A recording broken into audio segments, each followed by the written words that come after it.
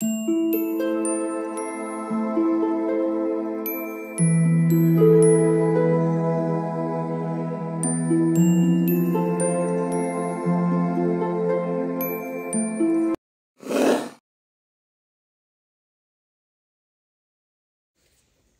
All of you, welcome back to my channel. मैं आज आप लोगों के लिए लेकर आ चुकी हूँ एक कलेक्टिव रीडिंग, जिसका टॉपिक रहने वाला है कि कल रात वो आपको लेकर क्या सोच रहे थे। यानी कि आपके जो पर्सन है, आपके जो पार्टनर है, वो कल रात आपके बारे में, आपके लिए क्या सोच रहे थे। ये रीडिंग जनरल है, कलेक्टिव है। हो सकता है कि आपकी सिचुएशन के साथ एक्यूरेटली रेजोनेट करे, हो सकता है कि सिर्फ कुछ % रेजोनेट करे। तो इसीलिए आपको ओपन माइंडेड होकर ये रीडिंग सुननी है, देखनी है।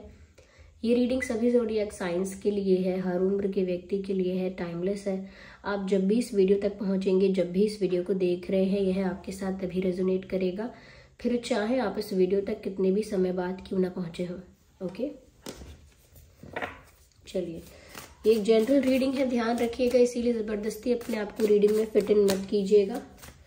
आइए देखते हैं कल रात वो आपके लिए कैसा फील कर रहे थे। और the feeling,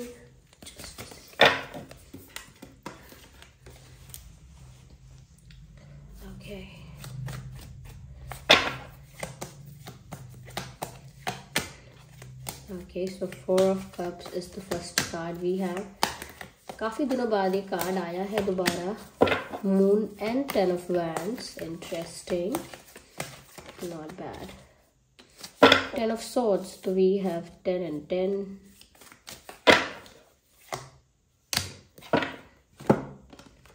So we have King of Swords. Okay. I hope these cards are visible to all of you. सबसे पहले व्यूअर्स, यहाँ जो चीज़ नज़र आ रही है वो है कि कल रात ये पर्सन जो है ये सोच रहे थे आपके साथ यूनियन के बारे में, आपके साथ कंप्लीशन के बारे में। कहीं ना कहीं ऐसे जैसे एक टुगेदरनेस वाली एनर्जी है यहाँ पे, जैसे ये इंसान साथ होना चाहता है, पास होना चाहता है, और हो सकता है चाहती है। ये रीडिंग जेंडर न्यूट्रल है, तो फीमेल के लिए भी देख सकते हैं, मेल के लिए भी, किसी के लिए भी देख सकते हैं। It is about feelings, it is about energy. तो यहाँ पर ऐसा लगता है कि जैसे ये इंसान कंप्लीशन के बारे में सोच रहा है, जैसे ये इंसान यूनियन के बारे में या किसी तरह के आपके साथ एक साथ निभाने के बारे में या एक साथ होने के बारे में ऐसा कुछ सोच रहा है। जैसे कैसे यूनियन होगा, कैसे हम एक होंगे, कैसे हमारा मिलन होगा, समथिंग लाइक दैट। क्यों? क्योंकि चाहे यहाँ पर ऐसे कार्ड्स आए हैं जो अलग अलग मैसेजेस दे रहे हैं, जो मैं आपको बताऊंगी आगे। लेकिन सबसे पहले ये जो 10 यहाँ पर है, जो कि 2 बार रिपीट हुआ है, तो नंबर 10 का जो यहाँ पर मीनिंग है, या जो जिस तरह से रेलेवेंट है सिचुएशन में, इट गिव्स द मैसेज कि ये इंसान कहीं ना कहीं कंप्लीशन चाहता है।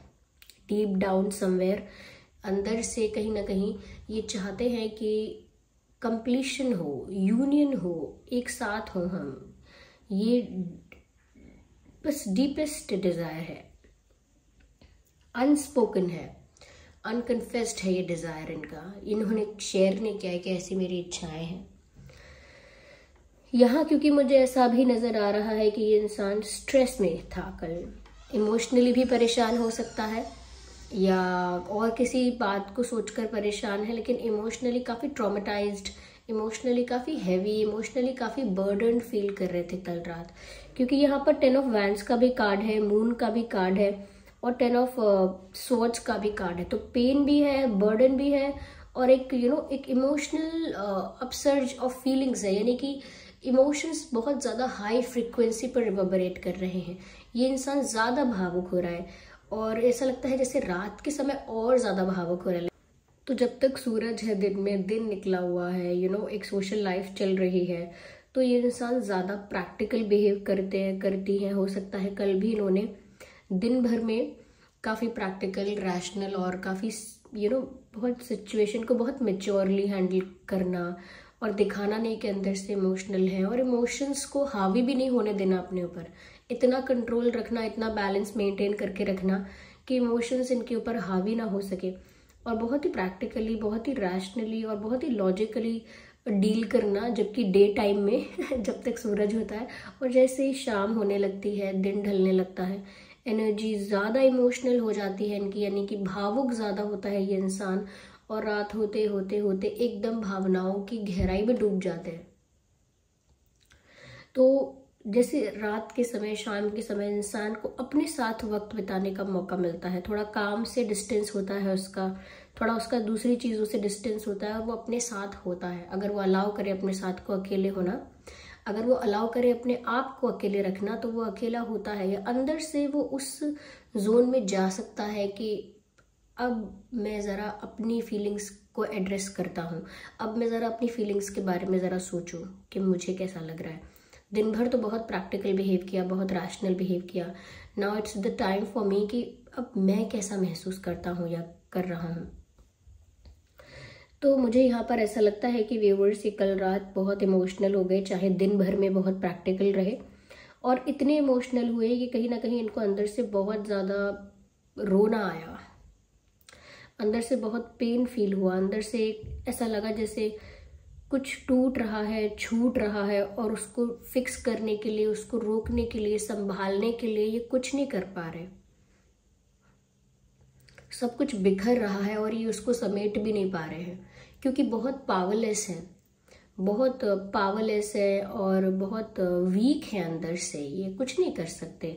इनको तो खुद ऐसा लग रहा है जैसे इनको किसी ने बिट्रे किया है, जैसे सिचुएशन के विक्टिम ये है। चाहे आप दोनों के पर्सपेक्टिव से अलग अलग मिस्टेक किसी की भी हो सकती है, या आप दोनों के पर्सपेक्टिव से ज़्यादा गलती किसकी है या कम गलती किसकी है, ईगोइस्टिक ज़्यादा कौन है या सेल्फिश ज़्यादा कौन है, ये अलग अलग आप लोगों के पर्सपेक्टिव में अलग अलग भी हो सकता है। आपको लग सकता है इनकी तो ये गलती थी, लेकिन इनको लगता है इनकी सिचुएशन जो है वो कहीं ना कहीं ये दर्शाती है कि ये तो खुद ही अपनी परिस्थितियों का शिकार हैं, ये क्या गलत करेंगे। मतलब इनके पर्सपेक्टिव में सिचुएशन का जो विक्टिम है वो ये है। हो सकता है आपको लगता हो कि आप विक्टिम बने हैं, आपके साथ गलत हुआ है, लेकिन इनके नज़रिए से, इनके पर्सपेक्टिव से ऐसा लगता है कि जैसे ये विक्टिम है, क्योंकि ये जो चाहते हैं वो कर नहीं पा रहे, अंदर से बहुत बिट्रेड, बहुत ब्रोकन फील कर रहे हैं। They are feeling like everything is just getting away from this person और getting snatched from this person, जैसे इनसे कुछ छीन लिया गया हो, जैसे इनसे जबरदस्ती जबरन कुछ दूर ले जाया जा रहा हो, और वो फिर भी उम्मीद में हो, कोशिशों में हो, और बहुत ज़्यादा एफर्ट ले रहे हैं, फिर भी नहीं हो पा रहा है। फिर भी वो चीज़ें नहीं प्राप्त कर पा रहे हैं, या उतना नहीं अचीव कर पा रहे हैं, उतना नहीं मिल पा रहा है उनको इमोशनली जो उनको सेटिस्फाइड कर सके। तो वो तो खुद ही विक्टिम जैसा फील कर रहे हैं और बहुत पेनफुल एनर्जी में है। इनको तो व्यूअर्स ऐसा भी लग रहा है कि वो एफर्ट लेके, कोशिश करके, स्टेप्स ले लेके भी थक चुके हैं। They are not getting any response. उनको तो ऐसा भी लग रहा है जैसे अब आप उनको रिजेक्ट कर रहे हो, और वो बर्डन, जो इमोशनल बर्डन है, वो बहुत ज़्यादा बढ़ता जा रहा है। तो कल रात के लिए मैं यही कहूँगी कि कल रात ये इंसान बहुत ज़्यादा इमोशनली ब्रोकन फील कर रहा था, और ये मून का कार्ड भी यहाँ पर दर्शाता है कि इनके इमोशंस बहुत ज़्यादा हिडन है। नॉट ओनली डिज़ायर्स, क्या इच्छाएं हैं, क्या इंटेंशंस है, सिर्फ इसको लेकर नहीं, इनकी जो भावनाएं हैं वो सच में बहुत हिडन है। जब ये जब प्रैक्टिकली बिहेव करते हैं, अपने रेगुलर लाइफ में होते हैं, तब भी अपने इमोशंस को रिवील नहीं होने देते या शो नहीं करते हैं। सिर्फ जब एकांत में होते हैं, अकेले में होते हैं, तभी अपने इमोशंस को एड्रेस करते हैं, वो भी अपने ही साथ, किसी और के साथ शेयर भी नहीं करते। तो ये इतनी ज़्यादा, मैं कहूँगी सीक्रेट, इतनी ज़्यादा हिडन बात है इनकी भावनाएं, इतनी ज़्यादा हिडन फीलिंग्स हैं इनकी, इतना ज़्यादा अनकन्फेस्ड स्टफ है यहाँ पर, अनकन्फेस्ड इमोशंस, अनकन्फेस्ड प्यार है यहाँ पे, जो कहीं ना कहीं इस इंसान को ऑब्वियसली हैवी फील कराता है। क्योंकि जब दिल में इतना कुछ होगा और वो बयां नहीं हो पाएगा, वो सब कुछ एक्सप्रेस नहीं हो पाएगा, लेकिन पाइल अप होता जाएगा, मल्टीप्लाई होता जाएगा, प्यार दिन प्रतिदिन बढ़ता तो जा रहा है, एक emotional attachment day by day बढ़ती जा रही है, जितना वो आपको मिस कर रहे हैं वो भी डे बाय डे, वो भी एनर्जी बढ़ती जा रही है, लेकिन वो सब चीज़ें रिवील नहीं हो रही हैं, वो सब चीज़ें एक्सप्रेस नहीं हो रही है, वो अंदर ही अंदर बस बढ़ रही हैं, इंक्रीज हो रही हैं, जिसकी वजह से इमोशनल आउटबर्स्ट बहुत नेचुरल है। और ये इमोशनल आउटबर्स्ट कल रात हुआ हो सकता है, नॉट फॉर एवरीवन, लेकिन कुछ लोगों के लिए कहूँगी, फॉर वेरी बहुत बहुत कम लोगों के लिए। जैसे ये इंसान शायद ड्रिंक किया हो, या obviously I am not saying कि कोई रेगुलर ऐसा कुछ है, नो नॉट रेगुलर, ऐसा कंजप्शन रेगुलर तो नहीं, लेकिन हाँ फॉर सम पीपल, ओके, कुछ लोगों के लिए मुझे लग रहा है कि कल शायद हो सकता है दे ड्रिंक समथिंग। ऐसा लगता है कि जैसे इमोशनल आउटबर्स्ट हुआ है इनका, और वो हो सकता है किसी सब्सटेंस की वजह से ज़्यादा हुआ है। जब हम किसी सब्सटेंस का सहारा लेते हैं तो ज़्यादा हम इमोशनली ज़्यादा वल्नरेबल हो जाते हैं, या ज़्यादा फ्लेक्सिबल हो जाते हैं, और कुछ भी मतलब हम एक्सप्रेस कर पाते हैं। जो अंदर दबा हुआ होता है वो सब एक झटके में बाहर आने लगता है। तो उस समय रैशनैलिटी, प्रैक्टिकलिटी थोड़ा साइडलाइन हो जाती है। पर अगर ऐसा नहीं भी है, ये कोई ऐसे सब्सटेंस की बात अगर नहीं भी है, कोई ऐसा कंजप्शन यहाँ पर नहीं भी है जैसे ड्रिंकिंग, तो भी यहाँ पर मुझे लगता है कि ये इंसान सब्सटेंस के सहारे से नहीं, तो हो सकता है कि ये इंसान अंदर से ही इतना इमोशनल हो गया, इतना ज़्यादा उसको सहन नहीं कर पाया, उस सप्रेस करना उन फीलिंग्स को, वो सफोकेशन, वो घुटन वो और ज़्यादा सहन नहीं कर पाए, तो एक इमोशनल आउटबर्स्ट हुआ। तो वो इमोशनल आउटबर्स्ट ऐसा हुआ है कि ये इंसान रोया भी हो सकता है, इफ़ नॉट क्राइंग, तो ये इंसान कहीं ना कहीं तड़पा है, या बहुत उदास हुआ है, या बहुत ज़्यादा हैवी फील कर रहा था ये इंसान। Ignore the background noise, okay, people are talking outside. तो बहुत ज़्यादा हैवी फील कर रहा था, और ऐसा लग रहा है इनको जैसे पहाड़ उठा के, अपने सर पे पहाड़ उठा के चलना पड़ रहा है। जब आप एक पहाड़ की तरफ चढ़ रहे हैं, यानी एक पहाड़ चढ़ रहे हैं, आप एक माउंटेन क्लाइंबिंग कर रहे हैं, और अगर आपके ऊपर बहुत सारा बर्डन है, बहुत सारा सामान है, वेट है, तो आप नहीं चढ़ पाएंगे, बहुत टफ होने वाला है आपके लिए। हो सकता है बीच में आपको हार माननी पड़े। लेकिन अगर आप वो बर्डन को, उस वेट को अपने ऊपर से हटा देते हैं, अपने ऊपर से रिलीज कर देते हैं, तो आप इजीली वो माउंटेन चढ़ सकते हैं, इजीली वो माउंटेन क्लाइंब कर सकते हैं, क्योंकि वो वेटेज नहीं है, वो बर्डन नहीं है।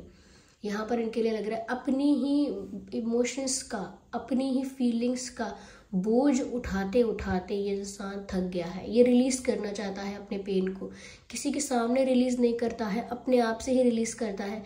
इसीलिए वो एक इमोशनल आउटबर्स्ट के फॉर्म में बाहर आता है। क्योंकि जब आप नेचुरली अपने आप को टाइम टू टाइम अलाउ नहीं करोगे, एक्सप्रेसिव नहीं होगे, तो सफोकेशन होगी, घुटन होगी, और वो घुटन इस तरह से ही खुलती है, इस तरह से ही टूटती है कि जब इंसान सह नहीं पाता है और बर्डन, तो वो सब रिलीज होने लगता है। फिर लगता है ये क्या हुआ, ये वोल्केनिक इरप्शन क्यों हो गया। एक वोल्केनो जो सालों से शांत था, अचानक उसमें कैसे इतना बड़ा इरप्शन हुआ है, कैसे हुआ है। तो वो इसीलिए क्योंकि एक समय तक शांत था, उसके बाद अब सडनली ये हुआ है।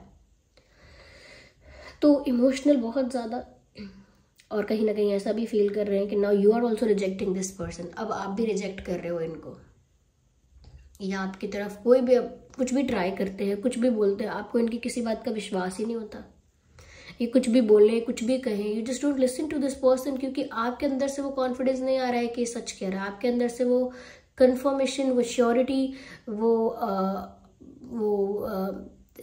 सिक्योरिटी आपको फील नहीं होती है, वो ट्रस्ट नहीं हो रहा है आपको। तो वो जो भी कहे, XYZ, वो जो भी कहे, आपको ऐसा लगता है कि ये सच नहीं है, या फिर आपको ऐसा लगता है कि आप इस बात पर रिलाय नहीं कर सकते, बहुत ही रिलायबल इन्फॉर्मेशन नहीं है। आपको लगता है कि ये इंसान फिर से कोई खिचड़ी पका रहा है, ये इंसान का इंटेंशन अभी भी क्लियर नहीं है, इनका स्टेप जो ले रहे हैं अभी भी बहुत बेसिक है,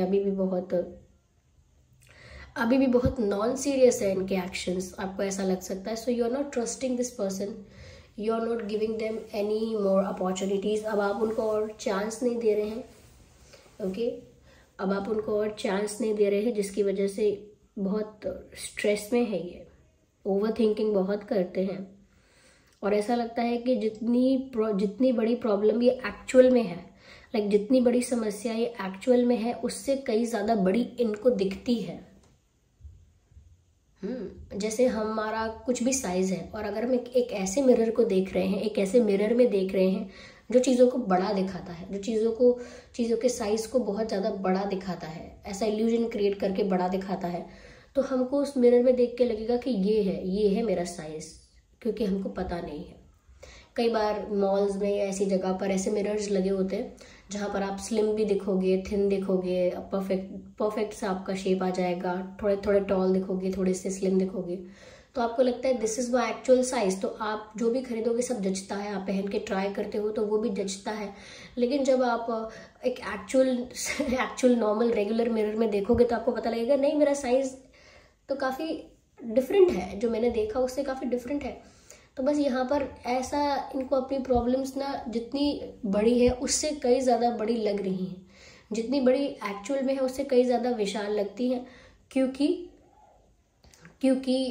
उनको ऐसा लगता है कि जैसे इल्यूजन है उनके दिमाग में, जैसे मिरर का इल्यूजन वैसे ही इनके दिमाग में भी इल्यूजन है कि ये समस्या मेरी कल्पना से बड़ी है, ये समस्या मैं सॉल्व कर पाऊँ, ये प्रॉब्लम मैं सॉल्व कर पाऊँ उससे कई ज़्यादा बड़ी है, मुझसे सॉल्व हो जाए इतनी आसान नहीं है ये।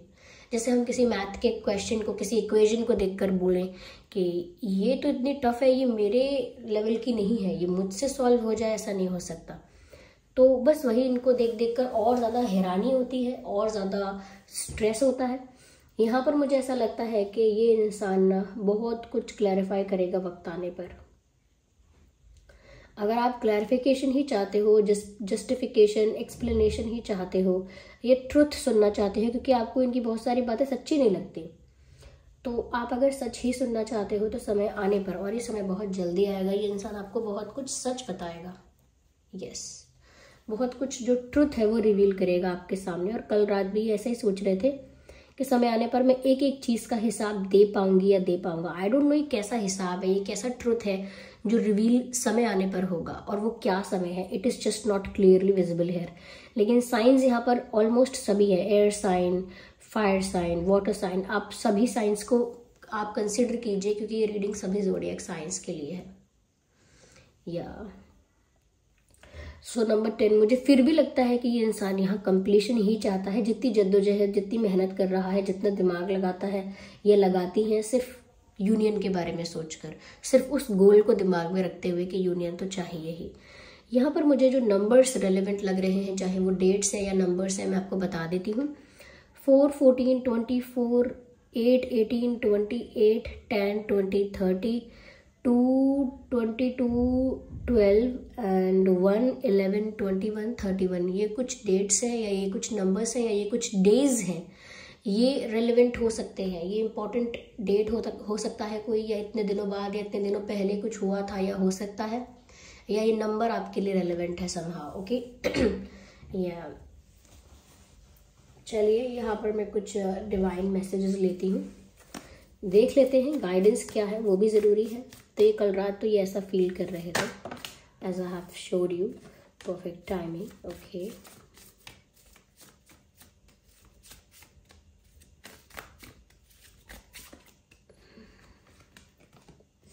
अपॉर्चुनिटी, वही बात जो मैंने कही थी, it is just the same.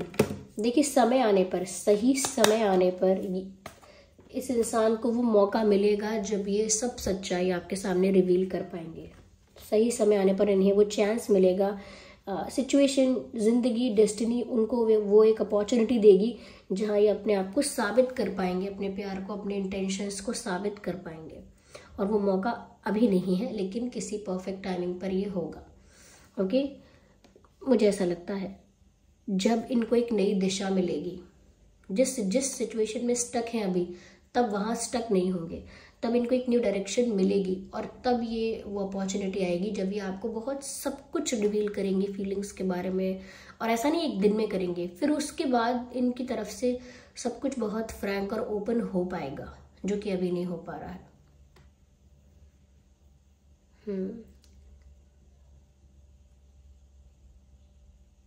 ये इंसान बहुत मिस्टीरियस है, so this was the reading. I hope ये रीडिंग आपके लिए हेल्पफुल और रिलेटेबल रही है। अगर इस रीडिंग ने आपको थोड़ा भी गाइड किया है तो वीडियो को लाइक करें, कमेंट करके बताएं कितने % रेजोनेट करती है। और अगर आप नए हैं तो सब्सक्राइब करें ड्रीम टैरो चैनल को और बन जाएं ड्रीम टैरो फैमिली का हिस्सा। चलिए फिर मिलते हैं अगली रीडिंग में, तब तक के लिए bye bye family, bye bye angels, love you all, bye bye, take care.